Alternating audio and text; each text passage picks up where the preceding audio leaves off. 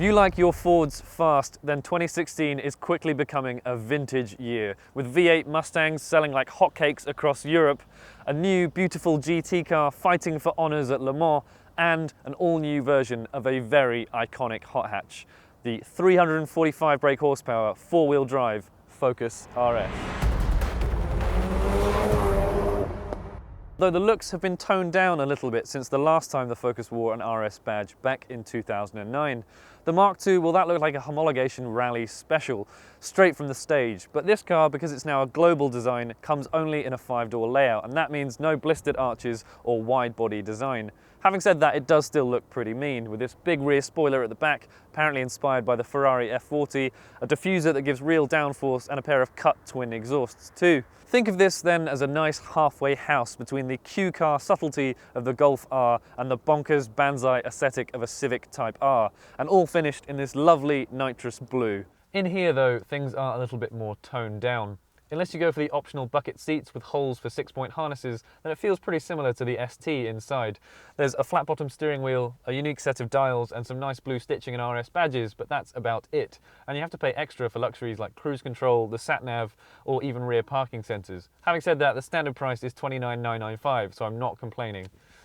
Has the RS lost its bite though? Well, I think it's probably time we go and find out.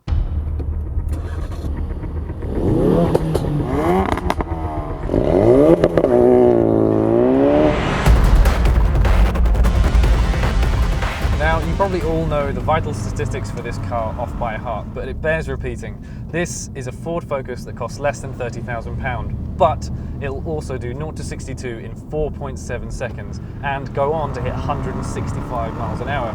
But just exactly what does that feel like on the road? Well, I can tell you from the driver's seat that it certainly feels like a serious piece of kit. The ride feels really well judged, but it's a lot stiffer than the ST and just the right side of comfortable. The steering though is lighter than I expected. It's actually really darty and it works well with the front end. The car just seems like it's falling into corners, and it works beautifully with the four-wheel drive system, which is a first for the Focus RS. Focus RSs of old have always been technical tour de forces, and this version is no exception. It uses a new four-wheel drive system which is extremely lightweight, but uses a pair of clutch packs to shift power from the front to the rear axle and between those rear wheels to give you loads of drive out of corners. It works really, really well too. The limits of traction are very, very difficult to approach, even on roads like this. Unless you chuck it in, you're going to get nowhere near the limit of grip of these tyres. And it also means that you can use all of the power from the new 2.3 litre engine. It's a turbocharged 4-cylinder, which means you miss some of the rally-bred 5-cylinder warble from the previous version. But having said that, there's absolutely nothing wrong with the power delivery. Peak torque comes in at just over 2,000 RPM, and then as soon as you get it wound up, you can hear this raughty straight-through exhaust system filling the cabin with noise. It's really, really fast, this thing, but not that intimidating. It's surprisingly easy to drive quickly, and there's 4 different driving modes to cycle through as well. Here on the road, we've been trying out normal and sport, but there are 2 modes to explore later tomorrow when we're on track 2.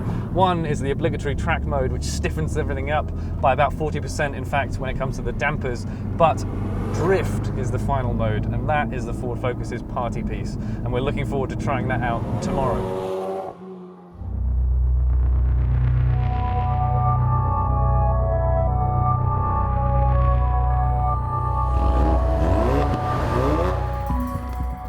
So these cars are a little bit different from the ones we've been driving on the road. They've got the optional bucket seats, as you can see. They've also got the optional stickier Cup 2 tyres on, and the optional 19-inch forged alloys, which look great too. Here at the Circuit de Valencia, we now should be able to try out those 2 other driving modes and find out just what the RS is capable of.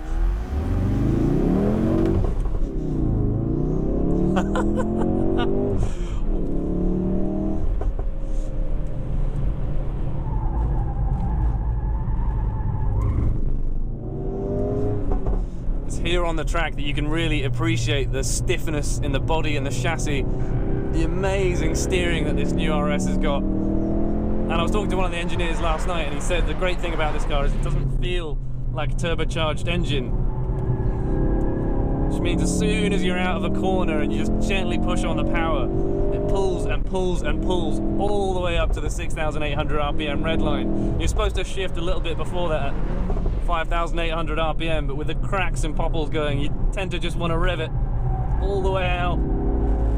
And you can feel the car moving around all the time. The rear is always trying to help you out. That trick four-wheel drive system's just shuffling the power around. Another interesting thing I found out is that the reason this car handles so well is that the four-wheel drive system actually uses an overspeed function. That means the rear wheels are going faster than the front wheels, which gives it this incredible agility.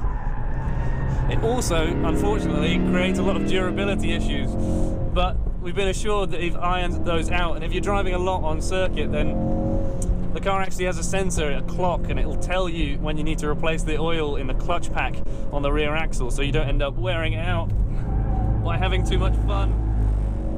The other thing you can really appreciate once you're out here on the circuit is the brakes. These Brembo brakes are the biggest ever fitted to a Focus RS, and I mean, on the road yesterday they were impressive, but here on the track, the stopping power and the staying power is really, really impressive. The pedal's easy to modulate, but they really haul you down. And the sound really comes into its own too.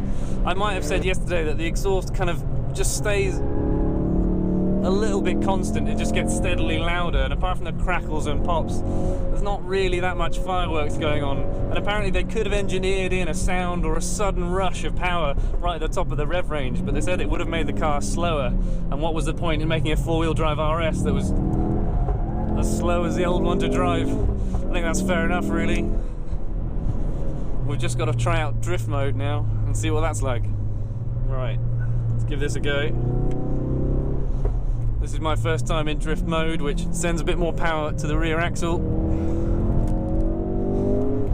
and also kind of puts everything else back in normal mode, so it's a bit softer on the dampers.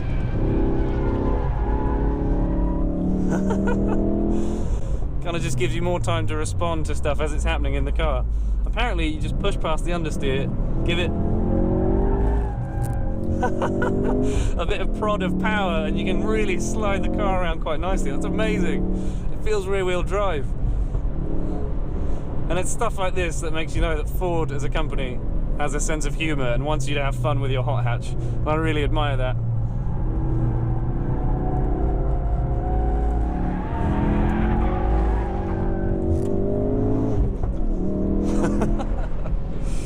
Yeah, we like that.